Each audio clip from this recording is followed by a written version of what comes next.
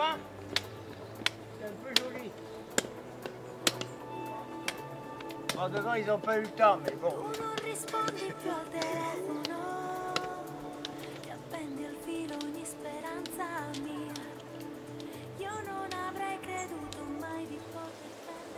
Nous quittons l'Evento, baigné par les vagues, clos et protégé par les montagnes vertes des Apennins.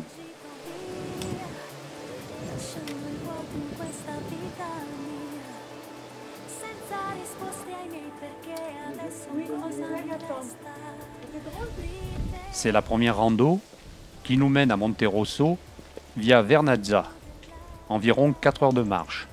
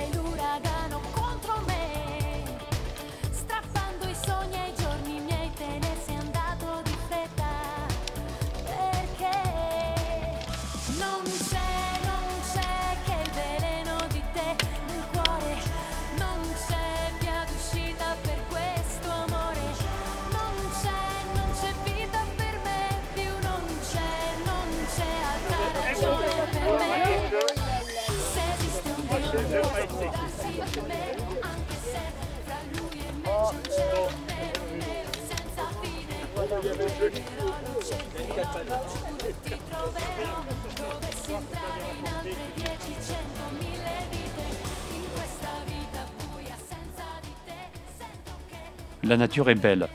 Nous avons même la chance de surprendre 2 couples de faisans sauvages en bordure du chemin. Les mâles arborent des couleurs magnifiques.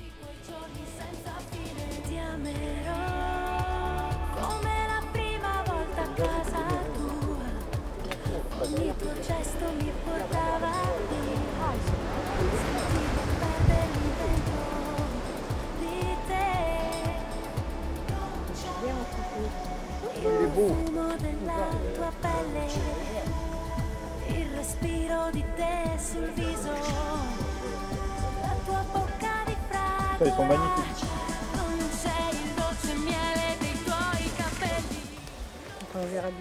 Oui, bah alors voilà, on arrive à Monterosso. C'est le village qui est en dessous là. Il y a une particularité, c'est qu'il n'y avait pas de parking possible dans le temps. Donc ils ont construit sur la mer un emplacement. Et maintenant toutes les voitures peuvent se mettre là moyennant finance. Voilà. Nous. Et on devine quand même la voie ferrée avec la gare. Hein. Et la gare continuera en tunnel pendant toute la traversée des 5 terres.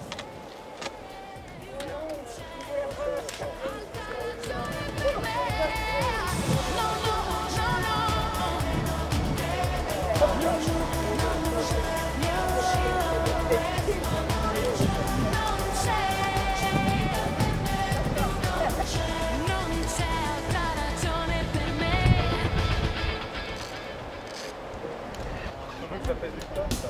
Non, il va arriver.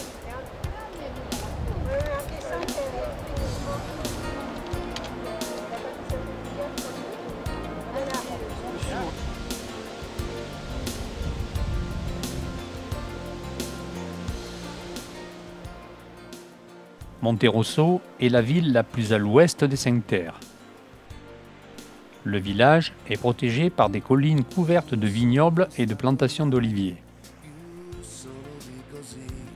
Au bout de la plage de Fegina se trouvent les restes d'une statue singulière de 14 mètres de haut, pesant 17 tonnes.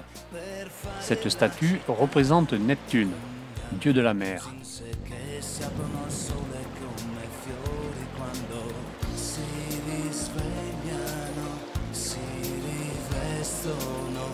Quando escono, partono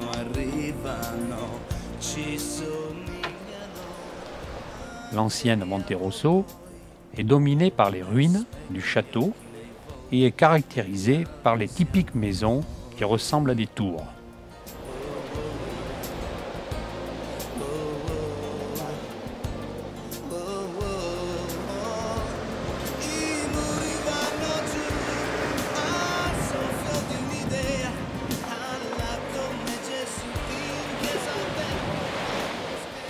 La plage de Monterosso est la plus grande des 5 terres et par conséquent la ville a de grandes vocations touristiques. La tour Aurora, sur la colline de San Cristoforo, sépare l'ancien hameau médiéval de la nouvelle partie du village qui s'est développée le long de la plage Fegina.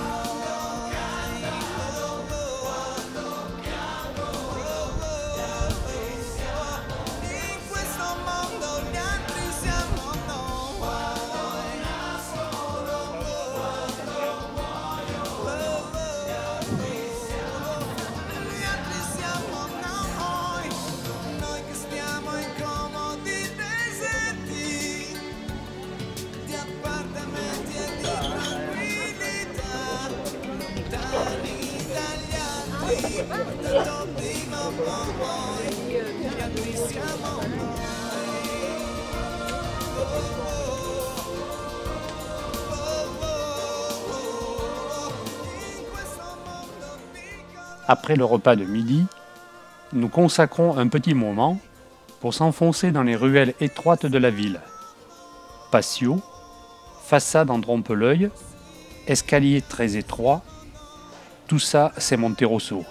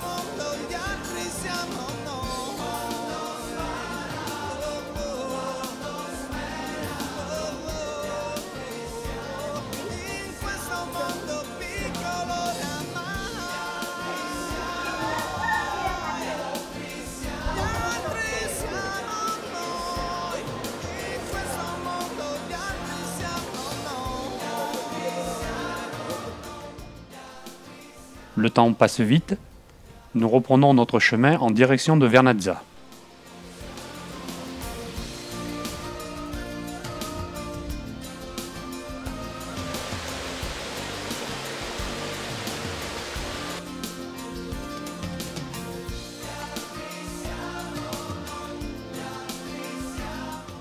Bon bah Alain, c'est Vernazza, ça y est, on y arrive. Toujours caractéristique avec sa tour, l'espèce de fort et puis la tour à laquelle on montera en haut tout à l'heure. Il y a quand même une chose caractéristique depuis le départ, c'est que pour la première fois on voit de la vigne qui est encore cultivée et qui donne des couleurs actuellement extraordinaires.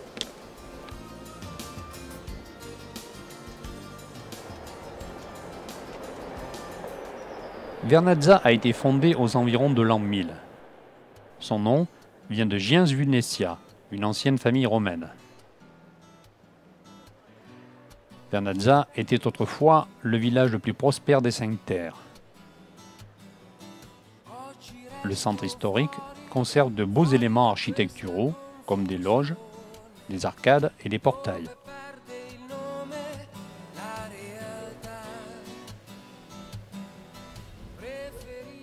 Elle se développe sur un rocher le long du ruisseau Vernazzola, maintenant recouvert.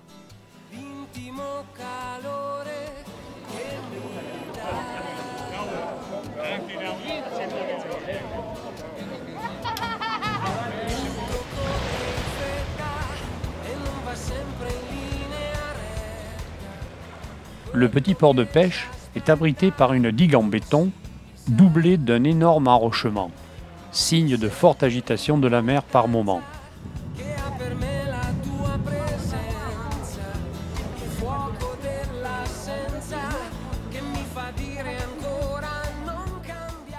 À côté du port, on peut voir la paroisse Santa Margherita d'Antiochia avec le beffroi octogonal de 40 mètres.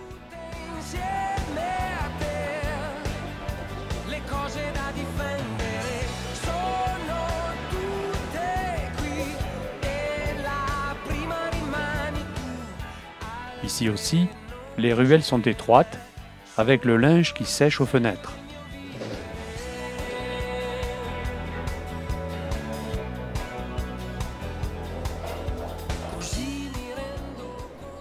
La rue principale est bordée des shops, de bars et restaurants.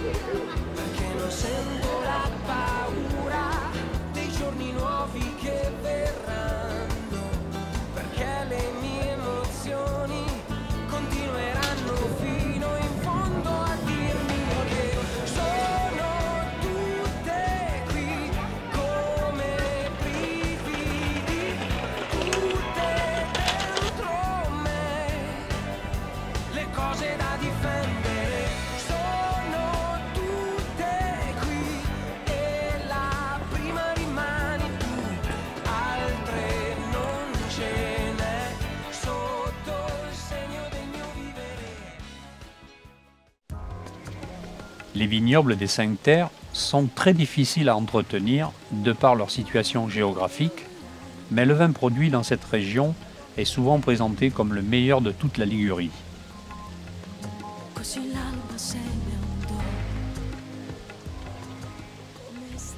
Les vignes se situent à flanc des montagnes, entre les sommets et la mer Méditerranée.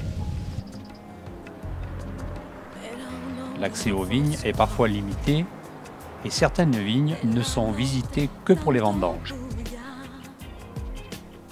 Dans leur quasi-totalité, les vins des Cinq Terres sont des vins secs. Les cépages sont plantés sur les terrasses caractéristiques créées par un terrain rapporté et soutenu par des murs à sec construits par l'homme par un travail séculaire.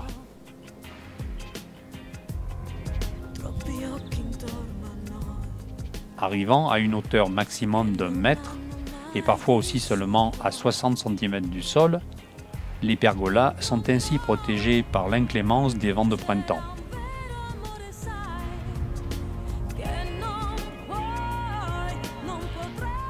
Le terrain facilement perméable à l'air marin, à la chaleur et à l'eau, le climat modéré en protection des rigueurs septentrionales, l'heureuse exposition au soleil, les pierres des murs à sec qui réfléchissent la chaleur des rayons de soleil pour accélérer le mûrissement des raisins. Ceux-ci, associés à l'œuvre de l'homme, sont des ingrédients particuliers qui rendent légendaire la renommée des vins des Cinq Terres.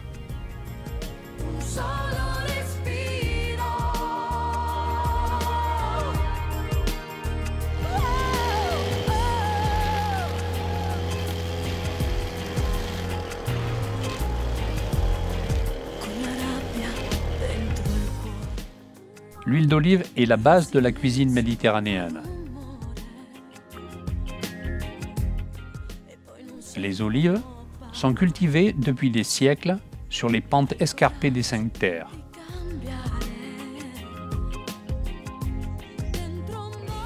Par la culture sur les terrasses, chaque parcelle de terrain disponible peut être utilisée pour la plantation de quelques oliviers. Chaque arbre produit annuellement plus de 10 kg d'olives et environ 2 litres d'huile d'olive.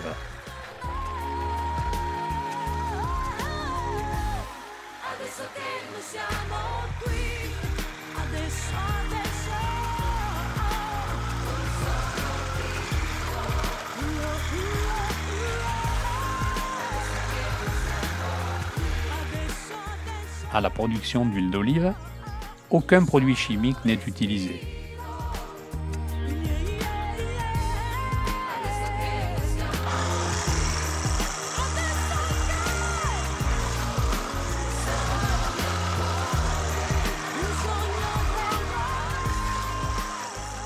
L'huile est obtenue par pressage.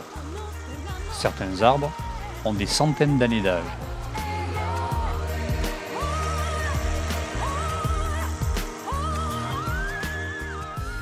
L'huile d'olive a également été, depuis l'Antiquité classique, un symbole de santé.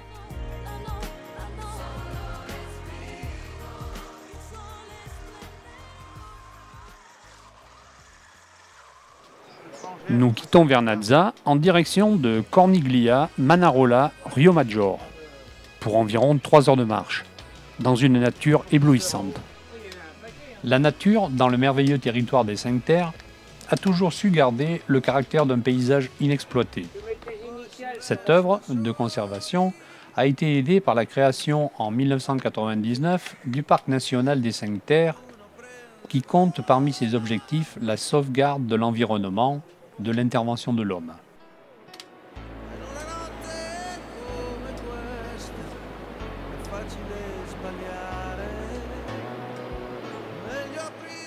La côte est caractérisée par une alternance de baies, de falaises, de rochers à pic sur la mer et de petites criques. Les plages de cailloux sont généralement petites. La végétation locale se compose de plantes comme le gingidion, le fenouil marin, le caprier, qui anciennement était fréquemment cultivé par les paysans, la cinéraire maritime et d'autres variétés typiques du maquis méditerranéen. Très répandus sont aussi certains arbrisseaux, comme le romarin, le thym, la lavande. Dans la région, on trouve facilement aussi le lentisque, le myrte, l'argousier et le genévrier cade. À signaler la présence d'un grand nombre de plantes de figuier de Barbarie. L'environnement naturel des Cinq Terres sert d'habitat à de nombreuses espèces animales, parmi lesquelles les plus répandues sont le goéland, le faucon pèlerin, le grand corbeau, en plus du loir, de la belette, de la fouine, du blaireau, du renard et du sanglier. Dans les forêts, on peut généralement trouver de nombreuses espèces de reptiles, plus souvent des grenouilles ou des salamandres. Nous arrivons à Corniglia, c'est le 3e village des Cinque Terre, qui a la particularité de ne pas avoir les pieds dans l'eau, mais par contre sur le flanc est, une descente assez facile permet de rejoindre une grève et à partir de là, ils pouvaient travailler. L'origine de Corniglia remonte à l'époque romaine. Son nom vient de gens Cornelia, la famille romaine propriétaire des lieux. Corniglia se situe à une centaine de mètres au-dessus du promontoire, près d'une colline avec beaucoup de vignobles, d'où il est possible d'admirer les 4 autres villes des Cinq Terres. Pour rejoindre le centre de la ville, il est nécessaire de monter le Lardinara, un long escalier de 377 marches. Corniglia a une vocation agriculturelle et une typologie urbaine proche des centres ruraux de l'intérieur, avec des maisons basses. L'ancien village se développe le long de la Via Fieschi. On y trouve les ruines d'un rocher du XVIe siècle. La paroisse dédiée à San Pietro est un bel exemple du style gothique particulier de la région. Elle a surtout parlé du métier. C'était un dur travail.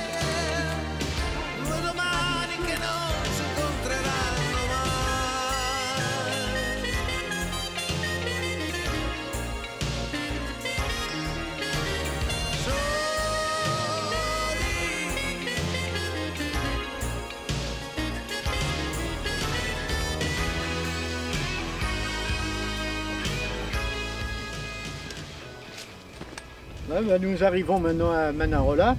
On voit très bien avec un temps merveilleux. Et j'espère que tout le monde aura remarqué les couleurs magnifiques de la vigne. Voilà. Je suis bien content pour tout le monde. Vive le 6D.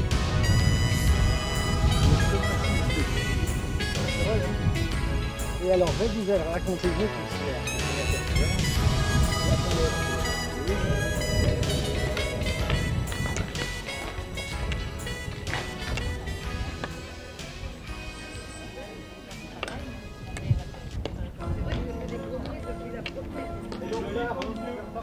C'est reparti.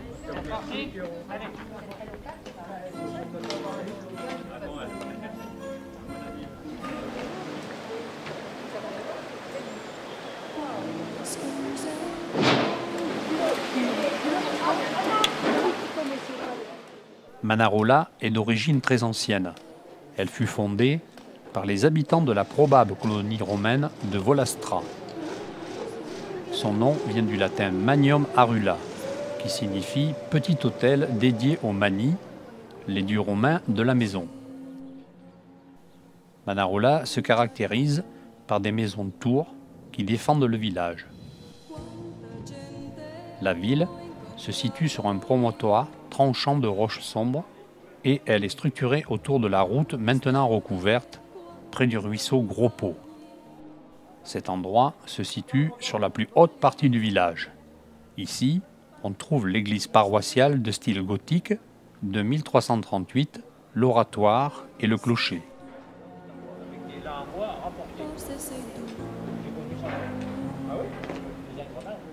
Manarola est la plus calme des 5 terres et a été découvert plus tard par les touristes.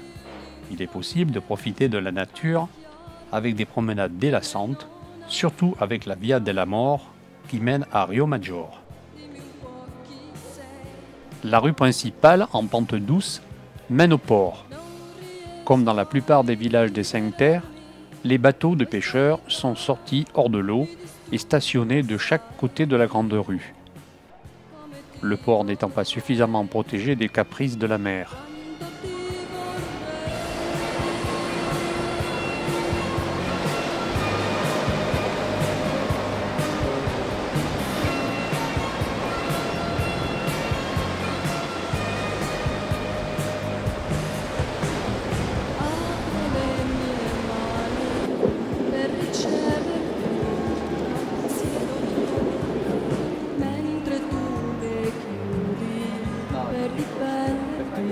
Tout le long de ce chemin, de nombreux cadenas sont accrochés sur les barrières, les grillages et les arbres. Des déclarations, des poèmes ont été tagués, gravés un peu partout sur le parcours.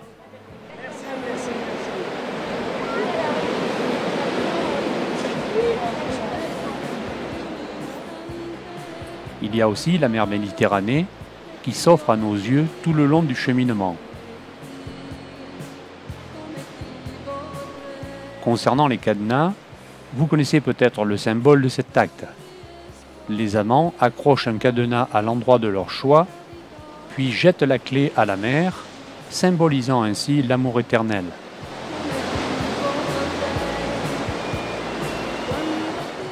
Bon, ben là, nous voici maintenant à Rio Maggiore. C'est la dernière ville des 5 terres, celle qui est la plus à l'est. C'est aussi la plus importante en grandeur. Une double particularité, il y a aussi près de la mer la remontée des bateaux dans la grande rue. Et la deuxième particularité, c'est que ça a été construit dans un vallon extrêmement étroit, avec les maisons qui se tiennent en acrobatie d'une façon étonnante. Rio Maggiore est la première ville en venant de la Spezia.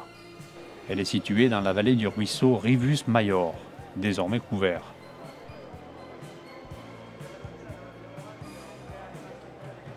Les maisons, peintes avec des couleurs traditionnelles, typiques, suivent le procédé des maisons de tours. Elles sont structurées sur 3 ou 4 étages. L'accès est possible par l'entrée principale et par derrière à la hauteur des étages supérieurs.